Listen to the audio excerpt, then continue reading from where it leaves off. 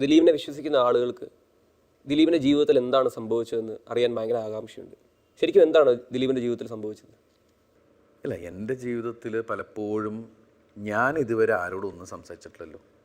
ഒന്നും ഞാൻ സംസാരിക്കണം നിങ്ങൾ എവിടെയെങ്കിലും കേട്ടിട്ടുണ്ട്? ഒന്നും ഞാൻ മിണ്ടാറില്ല. ഞാൻ എപ്പോഴും സഹിക്കുക എന്ന് പറയുന്നൊരു, എൻ്റെ അനിയൻ തന്നെ എന്നോട് ചോദിക്കണ്ടേ, ചേട്ടൻ എങ്ങനെ ക്ഷമിക്കാനും സഹിക്കാനും പറ്റുക എന്നെ അടുത്ത് ചോദിക്കാറുണ്ട്.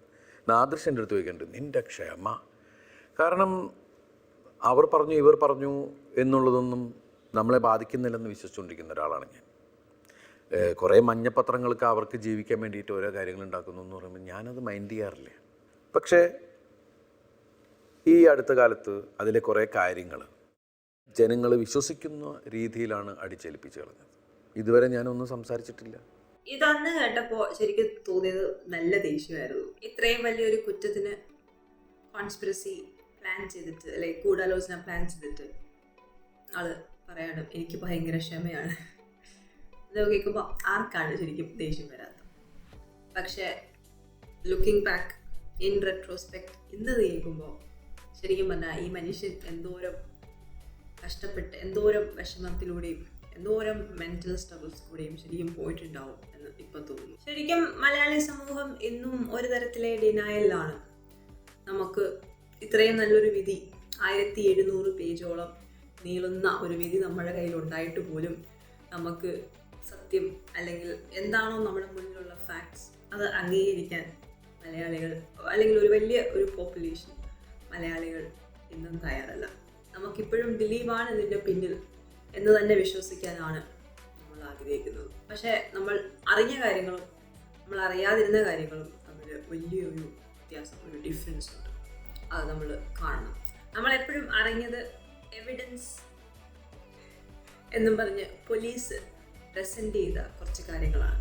അത് കോടതിക്ക് മുന്നേ പ്രസൻറ്റ് ചെയ്ത കാര്യങ്ങളല്ല, മീഡിയയ്ക്ക് മുന്നിൽ പറഞ്ഞ കാര്യങ്ങളാണ്. പക്ഷെ നമ്മൾ അറിയാതെ പോയത് ആ എവിഡൻസ് എല്ലാം എന്തോരം ബേസ്ലെസ് ആയിരുന്നു, അല്ലെ അടിസ്ഥാനമില്ലാത്ത എവിഡൻസ് ആയിരുന്നു, ഫാബ്രിക്കേറ്റഡ് എവിഡൻസ് ആയിരുന്നു എന്നുള്ളതാണ് നമ്മൾ അറിയാതെ പോയത്. അത് തന്നെയാണ് സത്യത്തിലേക്കുള്ള ഡിഫറൻസ്. മീഡിയ ട്രയൽ എന്നൊക്കെ നമ്മൾ കേട്ടിട്ടുണ്ട്, ഒരുപാട് എക്സാമ്പിൾസും ശരിക്കും ഉണ്ട്. ഒരുപാട് വലിയ വലിയ ആൾക്കാർ, ഫേമസ് സോഷ്യൽ വാല്യൂ ഉള്ള ഒരുപാട് ആൾക്കാർക്ക് മീഡിയ ട്രയൽ ഉണ്ടായിട്ടുണ്ട്. പക്ഷേ ഇങ്ങനൊരു മീഡിയ ട്രയൽ ചിലപ്പോൾ ലോകത്ത് തന്നെ ആദ്യമായിട്ടായിരിക്കും. ഈ 1700 പേജുള്ള വിധി, അതിലുള്ള ഓരോ ഭാഗങ്ങളും എടുത്ത് നന്നായിട്ട് എക്സ്പ്ലെയിൻ ചെയ്തത് ശ്രീജിത്ത് പണിക്കർ നമുക്ക് തരുന്നുണ്ട്. അപ്പോൾ ആ വീഡിയോസ് കാണുന്നത് തന്നെയായിരിക്കും എവിഡൻസസ് എന്താണ്, അല്ലെങ്കിൽ എന്തോരം ബേസ്ലെസ് ആയിരുന്നു ആ എവിഡൻസസ് എന്നറിയാൻ ഏറ്റവും നല്ലത് ശ്രീജിത്ത് പണിക്കറിൻ്റെ വീഡിയോസ് തന്നെയായിരിക്കും. ബേസിക്കലി ഒരു ക്രൈം സംഭവിക്കുന്നു, അതിന് എവിഡൻസ് ഉണ്ട്. 6 പേര് ചേർന്ന് ഒരു സ്ത്രീയെ ഉപദ്രവിക്കുന്നു. അതിൻ്റെ പേരിൽ കറക്റ്റ് സമയത്ത് കറക്റ്റ് ഇൻവോൾവ്മെൻ്റ് ഉള്ളതുകൊണ്ട്, കറക്റ്റ് ആൾക്കാരുടെ ഇൻവോൾവ്മെൻറ്റ് കറക്റ്റ് സമയത്ത് ഉണ്ടായതുകൊണ്ട് അതിൻ്റെ പേരിൽ കേസ് കൊടുക്കുന്നു. ആ അന്വേഷണം മുന്നോട്ട് പോകുമ്പോഴാണ് പുതിയൊരാൾ കുറച്ച് ദിവസങ്ങൾക്ക് ശേഷം പുതിയൊരാളുടെ പേര് അതിലേക്ക് വലിച്ചേക്കുന്നത്. അപ്പോൾ പോലീസിന് വേണമെങ്കിൽ അത് അന്വേഷിച്ച് അത് തെറ്റാണ് എന്ന് പറയാം. പക്ഷേ അവരതല്ല ചെയ്തത്. ഈ ഒരു വ്യക്തിയെ ഇതിനകത്ത് ഉൾപ്പെടുത്താൻ വേണ്ടി മാത്രം പല ഡീറ്റെയിൽസും ഫാബ്രിക്കേറ്റ് ചെയ്ത് ആഡ് ചെയ്യും. ഒരു മീഡിയ ട്രയൽ അല്ലെങ്കിൽ ഒരു പബ്ലിക് വിചാരണയ്ക്ക് ഈ വ്യക്തിയെ ഇരയാക്കുകയാണ് ചെയ്യുന്നത്. ദിലീപ് എന്നൊരു വ്യക്തി ഈ കേസിൽ ഇൻവോൾവ് അല്ലെങ്കിലും ഈ കേസ് മുന്നോട്ട് പോകും. കുറ്റകൃത്യം എന്നാലും നടന്നൊരു സംഭവമാണ് ദിലീപിൻ്റെ കോൺസ്പിറസി, അതായത് ദിലീപിൻ്റെ ഇൻവോൾവ്മെൻ്റ് അതിനകത്തുണ്ടെങ്കിലും ഇല്ലെങ്കിലും. What happened had happened. പക്ഷേ അതിലേക്ക് ഈ മനുഷ്യൻ്റെ ഒരു പേര് എടുത്തിട്ട് ഈ മനുഷ്യനെ അതിൻ്റെ പേരിൽ ഒരു ക്രിമിനലായിട്ട് ലോകത്തിന് മുന്നും ചിത്രീകരിച്ച് അത് പ്രൂവ് ചെയ്യാൻ വേണ്ടിയിട്ട് എവിഡൻസ് ഇല്ലാത്ത പക്ഷം എവിഡൻസസ് ഉണ്ടാക്കി അല്ലെങ്കിൽ ഉണ്ടാക്കാനുള്ള ശ്രമം, വളരെ ഇൻറ്റൻഷനായിട്ടുള്ള ശ്രമം ആണ് നമ്മൾ ഇതിൻ്റെ ഡീറ്റെയിൽസ് വായിക്കുമ്പോൾ നമുക്ക് മനസ്സിലാവുന്നത്. ഇനി നമുക്ക് പറയാം അപ്പോഴൊരു വശമുണ്ട്, ഇതെല്ലാം ദിലീപ് ചെയ്തതാണ്. പോലീസിന് they just couldn't prove it. Like നമ്മൾ ദൃശ്യത്തിൽ കാണുന്നോണം ആ ഇൻറ്റ്യൂഷനുണ്ട്, ഇൻസ്റ്റിങ്ക്റ്റ്, ഗട്ട് ഫീലിംഗ് പോലീസിനുണ്ട്, ഈ മനുഷ്യനാണ് ഇതിൻ്റെ പുറകെ. പക്ഷേ പ്രൂവ് ചെയ്യാൻ പറ്റുന്നില്ല. എങ്കിലും ആ ഒരു തിയറിക്കും ഉള്ളൊരു പ്രശ്നം എന്താണെന്ന് വെച്ച് കഴിഞ്ഞാൽ അവരെ എവിഡൻസസ്, അവർ കൊണ്ടുവന്നിരിക്കുന്ന എവിഡൻസസ് ഇതുമായിട്ട് യാതൊരു ബന്ധവും ഇല്ല. അവർ ഓൾറെഡി ഉണ്ടാക്കുന്ന ഒരു കഥ, അതിനെ എങ്ങനെയെങ്കിലും സാധൂകരിക്കാൻ വേണ്ടിയിട്ടാണ് എവിഡൻസ് ഉണ്ടായത്. അല്ലാണ്ട് അവർ ദിലീപിനെ ഈ സുനിയായിട്ട് ദിലീപിനെ ഈ ക്രിമിനലുമായിട്ട് കണ്ടിട്ടുള്ളതായിട്ടോ അല്ലെങ്കിൽ ദിലീപ് വേറെ ഏതെങ്കിലും രീതിയിൽ ഒരു ഇൻഡയറക്റ്റ്ലി പോലും അല്ലാതെ പോലീസിന് അവരെ ഈ കേസുമായിട്ട് ബന്ധിപ്പിക്കാൻ പറ്റുന്നില്ല. അതൊരു ഭയങ്കര it's A huge red flag. Balachandran എന്ന് പറഞ്ഞൊരു ഡയറക്ടറിനെയും 3 വർഷങ്ങൾക്ക് ശേഷം ഇതിനകത്തോട്ട് ഇറക്കുമതി ചെയ്യുകയാണ് ചെയ്തത്. അന്ന് ഈ കേസിനെ പറ്റി ആൾ പറയുമ്പോഴും ഞാൻ ഉൾപ്പെടെയുള്ള എല്ലാ ആൾക്കാരും അത് വിശ്വസിക്കുകയാണ് ഉണ്ടായത്. പക്ഷെ അന്ന് ആൾക്കെതിരെ ഉണ്ടായ ഒരു ആരോപണമാണ് നിങ്ങളെ പോലീസ് കെട്ടിയിറക്കിയ ഒരു സ്റ്റൂജ് അല്ലേ എന്നുള്ളത്. അന്ന് അദ്ദേഹം അതിന് വളരെ വ്യക്തമായ മറുപടി പറയുകയും ചെയ്യുന്നുണ്ട്, എനിക്കങ്ങനെ ചെയ്യേണ്ട ആവശ്യം എന്തുവാ എന്നൊക്കെ. അതായത് അങ്ങനെ കാശിന് വേണ്ടിയിട്ട് ഇറക്കിയതാണെങ്കിൽ എനിക്ക് ദിലീപിനോട് പറഞ്ഞാൽ പോരെ, ഞാനതിനാ നിങ്ങളെടുത്തു എന്നൊക്കെ പറയുന്നത്, എൻ്റെ ജീവനൊക്കെ പണയം വെച്ച് അങ്ങനെ എന്തോ ആണ് ആളെന്ന് കൊടുത്ത ഒരു ഇത്. പക്ഷേ ബാലചന്ദ്രൻ എന്ന് പറയുന്ന ആ ഒരു എവിഡൻസ്, ആ ഒരു വിറ്റ്നസിനും യാതൊരു വിധമായ കൊറോബറേറ്റീവ് എവിഡൻസും പോലീസിന് സമർപ്പിക്കാൻ പറ്റുന്നില്ല. സോ ഒരു കഥ ഉണ്ടാക്കുക, ആ കഥയെ സാധൂകരിക്കാൻ വേണ്ടി എവിഡൻസസ് ക്രിയേറ്റ് ചെയ്യാൻ ശ്രമിക്കുക, പക്ഷെ പരാജയപ്പെടുക. ഇങ്ങനെ ഒരു ഇത്രയും ഫീബിൾ ആയിട്ടുള്ളൊരു വീക്ക് ആയിട്ടുള്ളൊരു കേസ് കൊണ്ടുപോയി ഏത് കോടതിയുടെ മുന്നിൽ വെച്ചാലും കോടതിക്ക് ഇതല്ലാതെ വേറെ എന്ത് വിധിക്കാൻ പറ്റും. സോ അതും അന്വേഷണം നടത്താനുള്ള ഒരു ടൈം കൺസ്ട്രെയിൻസോ അല്ലെങ്കിൽ റിസോഴ്സിൻ്റെ കൺസ്ട്രെയിൻസോ പ്രഷറോ ഒന്നും ഉണ്ടായിരുന്നൊരു കേസുമല്ല. അവർക്ക് മാക്സിമം ടൈം കിട്ടിയതുമാണ്. പക്ഷേ എന്നിട്ടും ഇത്രയും ഉണ്ടാക്കാൻ പറ്റിയുള്ളൂ, അല്ലെങ്കിൽ ഇത്രയും കള്ളത്തരത്തിൻ്റെ മേലൊരു ഹൗസ് ഓഫ് കാർഡ്സ് വേണമായിരുന്നുവെങ്കിൽ അതിൽ ദിലീപ് നിരപരാധിയാണ് എന്ന് തന്നെ നമ്മൾ വിചാരിക്കേണ്ടി വരത്തില്ലേ. പക്ഷേ അതിൻ്റെ മേലുണ്ടായ ഒരു മീഡിയ ട്രയൽ അല്ലെങ്കിൽ ഒരു പബ്ലിക് ട്രയൽ, അവിടെയാണ് ഇതിൻ്റെ എല്ലാത്തിൻ്റെയും സത്ത് ശരിക്കും കിടക്കുന്നത്. ബിക്കോസ് നമ്മളൊരു കേസ് ഫയൽ ചെയ്യുന്നു, അതിൻ്റെ പേരിൽ വിചാരണ നടക്കുന്നു, അതിൻ്റെ പുറയിൽ മാധ്യമങ്ങൾ അതിൻ്റെ പുറകെ പിടിച്ചു പോകുന്നു, ബിക്കോസ് ഒരു പബ്ലിക് ഫിഗറാണ്. ആൻഡ് ആ ഒരു വ്യക്തിയുടെ പൂർണ്ണമായിട്ടുള്ള സ്വാതന്ത്ര്യങ്ങളും പൂർണ്ണമായിട്ടുള്ള എല്ലാ തരത്തിലുമുള്ള അവകാശങ്ങളും ആ വ്യക്തിക്ക് നഷ്ടപ്പെടുകയാണ്. ഇന്നത്തെ ഒരവസ്ഥയിൽ ആള് കുറ്റവിമുക്തനായിട്ട് പോലും ആക്കിപ്പോഴും ആളുടെ അവകാശങ്ങൾ തിരിച്ചു കിട്ടാൻ ഒന്നും യാതൊരു വിധമായ ഇതും കുറച്ച് കാലത്തേക്ക് കാണുന്നില്ല. സോ അത് എന്തോരം അൺഫോർച്ചുനേറ്റ് ആണ്. നമ്മളൊരു ഡെമോക്രസിയിൽ ജീവിക്കുമ്പോൾ മീഡിയ ട്രയൽ എന്തോരം അൺഡെമോക്രാറ്റിക് ആണ് എന്ന് നമുക്ക് ഈ കേസ് പ്രൂവ് ചെയ്യും. ദിലീപിനെ എന്തിന് ഈ കേസിലേക്ക് വലിച്ചഴിച്ചു? ഒരു ഗൂഢാലോചന ഉണ്ടായിട്ടുണ്ടോ എങ്കിൽ എന്തിനാണ് ആ ഒരു ഗൂഢാലോചന ഉണ്ടായത്? നമുക്കറിയാം, ഷൂട്ടിംഗ് സെറ്റുകളിലും അല്ലെങ്കിൽ ഒരു മീഡിയ വർക്ക് സ്പേസുകളെന്നും സ്ത്രീകൾക്ക് നല്ലോണം അൺസേഫ് ആയിട്ടുള്ളൊരു സ്ഥലമാണ്. നമ്മൾ ഹേമ കമ്മിറ്റി റിപ്പോർട്ടിലും ഒക്കെ കണ്ടതാണ്. സോ അങ്ങനത്തെ ഒരു അൺസേഫ് സ്ഥലത്ത് ഒരു ഡ്രൈവർ അവർക്ക് ഇപ്പോൾ അതിനകത്ത് വർക്ക് ചെയ്യാൻ ലൈസൻസിൻ്റെയോ അല്ലെങ്കിൽ സർട്ടിഫിക്കേഷൻ്റെയോ ഒന്നും ഒരാവശ്യമില്ല. സോ അങ്ങനത്തെ ഒരു മനുഷ്യൻ പല സ്ത്രീകളോടും പല നടിമാരോടും അല്ലെങ്കിൽ സ്ത്രീകളോടും മുന്നേ ഇങ്ങനെ ചെയ്തിട്ടുണ്ട് എന്നുള്ളതിന് പല രീതിയിലുള്ള എവിഡൻസസും കോടതിയുടെ മുന്നിലെത്തി എന്നാണ് നമ്മൾ അറിയുന്നത്. അങ്ങനെ ചെയ്യുന്ന ഒരു വ്യക്തി ഒരു സീരിയൽ റേപ്പിസ്റ്റ് അല്ലെങ്കിൽ ഒരു സീരിയൽ കില്ലർ എക്സ്റ്റോർഷൻ നടത്താനുള്ള ചാൻസസ് വളരെ കൂടുതലാണ്. ബിക്കോസ് ഇതൊരു ഹോബിക്ക് പുറമെ അവർക്കതൊരു ലൈവ്ലിഹുഡായിട്ട് അവരെടുക്കാറുണ്ട്. പല സീരിയൽ, അതായത് ഹാബിച്വൽ ഒഫൻഡേഴ്സ് പലപ്പോഴും അവരുടെ ഒഫൻസ്, അവരുടെ ക്രൈം അവരുടെ ഒരു ലൈവ്ലിഹുഡാക്കി മാറ്റാറുണ്ട്. സോ ഇത് വെറും ഒരു എക്സ്റ്റോർഷൻ, വെറുമല്ല, ഒരു എക്സ്റ്റോർഷനായിട്ട് നമുക്ക് ഇറ്റ്സ് വെരി പ്ലോസിബിൾ. ഒരു എക്സ്റ്റോർഷൻ ആവാനുള്ള സാധ്യത വളരെ കൂടുതലാണ്. അതായത് ഈ വ്യക്തി ഈ ഒരു സ്ത്രീയെ ഉപദ്രവിക്കുന്നു, അതിൻ്റെ വീഡിയോസ് എടുക്കുന്നു, അത് വെച്ച് കാശ് ആവശ്യപ്പെടുന്നു. പക്ഷേ അവർ ചെയ്ത ഏറ്റവും വലിയൊരു കാര്യം എന്താണെന്ന് വെച്ച് കഴിഞ്ഞാൽ കറക്റ്റ് സമയത്ത് പോയിട്ട് അവരത് കംപ്ലയിൻറ്റ് ചെയ്യുന്നു. ആ കംപ്ലയിൻറ്റ് കറക്റ്റ് സമയത്ത് തന്നെ ഒരു കേസായിട്ട് മാറും. അത് കാരണം ഇനി ഈ നടിയുടെ അടുത്തുനിന്ന് ഒരിക്കലും അധിക കാശോ അല്ലെങ്കിൽ ഒന്നും ഇനി പ്രതീക്ഷിക്കാൻ പറ്റത്തില്ല. അപ്പോൾ അടുത്ത വ്യക്തിമിനെ കണ്ടുപിടിക്കുന്നു എക്സ്റ്റോർഷന് വേണ്ടിയിട്ട്. അപ്പോൾ ആൾ ചിലപ്പോൾ പല ആൾക്കാരുടെ അടുത്തും ഈ കത്ത് കൊടുത്തിട്ടുണ്ടാവാം. പക്ഷേ നമുക്കറിയില്ലല്ലോ, അത് മറ്റേ ആൾ ഒന്ന് വെളി പറഞ്ഞാലല്ലേ പറ്റുള്ളൂ. ദിലീപ് ചെയ്ത ചിലപ്പോൾ ദിലീപിൻ്റെ ഏറ്റവും വലിയ കുറ്റം അല്ലെങ്കിൽ തെറ്റ് എന്ന് പറയുന്നത് ആൾ ആ ഒരു കത്ത്, എനിക്ക് ഈ ഒരു കത്ത് കിട്ടി, എനിക്ക് ഇയാൾ എന്നെ ശല്യം ചെയ്തു എന്ന് പറഞ്ഞു കൊടുത്ത കേസ് തന്നെ ആവാം ദിലീപിന് ഒരു തിരിച്ചടിയായിട്ട് വന്നത്. സോ ഇതൊരു എക്സ്റ്റോർഷനാണ്. ആ എക്സ്റ്റോർഷൻ്റെ ഇരയായി ദിലീപ് മാറി എന്നുള്ളതൊരു വളരെ പ്ലോസിബിൾ ആയിട്ടുള്ള എക്സ്പ്ലനേഷനാണ്. നിങ്ങൾക്ക് അങ്ങനെ തോന്നിയിട്ടുണ്ടോ എപ്പോഴെങ്കിലും? Please comment. അല്ലെങ്കിൽ 2 തരത്തിലെ കോൺസ്പിറസിയാണ് ഉണ്ടാവാൻ ചാൻസ് ഉള്ളത്. ആരോ ഇങ്ങനൊരു ഇങ്ങനൊരു കൊട്ടേഷൻ കൊടുത്തിട്ട് അത് ദിലീപിൻ്റെ മേലിൽ അടിച്ചേൽപ്പിച്ചിട്ട് ദിലീപിൻ്റെ കരിയർ തകർത്ത് അതിലൂടെ എന്തെങ്കിലും ലാഭങ്ങൾ കണ്ടെത്തുന്ന ഒരാൾ. അല്ലെങ്കിൽ ഈ നടിയുടെ ജീവിതം തകർത്തിട്ട് അത് വെച്ച് ദിലീപിനെയും കൂടെ ഫ്രെയിം ചെയ്യാനുള്ളൊരു ചാൻസ് കിട്ടിയപ്പോൾ അത് അവർ ഉപയോഗിച്ചു. ഇങ്ങനെ 3 തരത്തിൽ നമുക്ക് വേണമെങ്കിൽ ഇതിനെ കാണാം. അതിൽ നിങ്ങൾക്ക് ഏതാണ് ഏറ്റവും പ്ലോസിബിൾ എന്ന് തോന്നുന്നത് കമൻറ്റ് ചെയ്യുക. ഇനി നമുക്ക് മുന്നോട്ട് ഒരാളുടെ ജീവൻ നമ്മൾ നശിപ്പിച്ചത് കാരണം ഇനി അടുത്ത ആളുടെ ഒരു പേര് ഇതിലേക്ക് വലിച്ചഴിച്ച് ഇനി അയാളുടെ ജീവിതവും കൂടെ ഈ രീതിയിലാക്കണമെന്ന് നമുക്ക് താല്പര്യമുണ്ടെന്ന് എനിക്ക് തോന്നുന്നില്ല.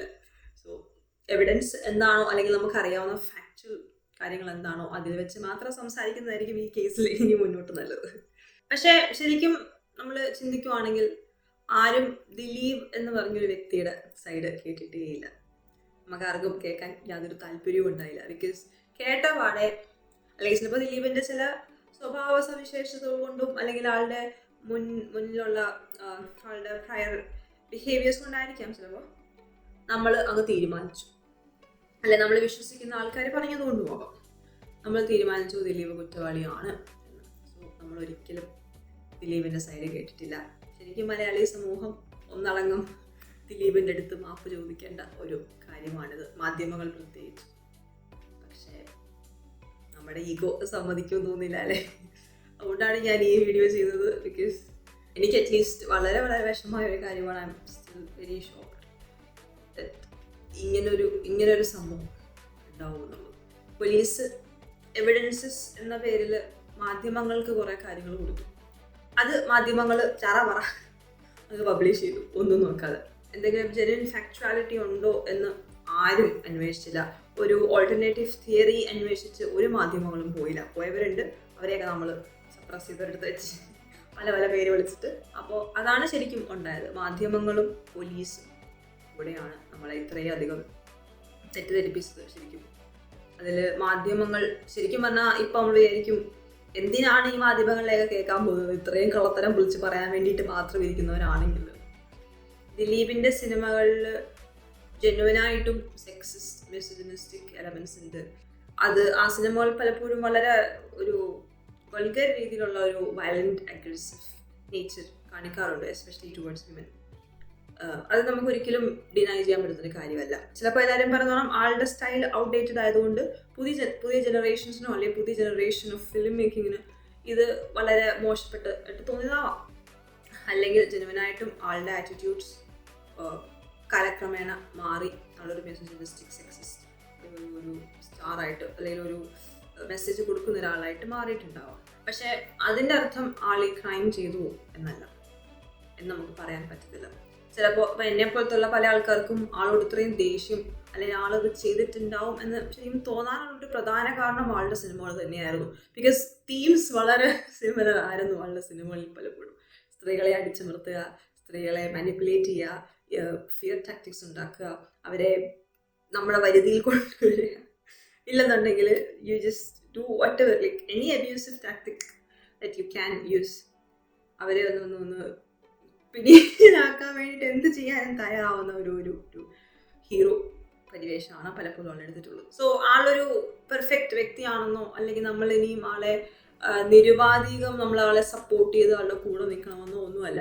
ആളുടെ സിനിമകൾ മോശമാണെങ്കിൽ ആ തലത്തിൽ ആ ഡൊമെയിനിൽ ആളെ ക്രിട്ടിസൈസ് ചെയ്യുക, ആളെ വിമർശിക്കുക, നമ്മൾ ഫീഡ്ബാക്ക് കൊടുക്കുക, ആ തലത്തിൽ മാത്രം.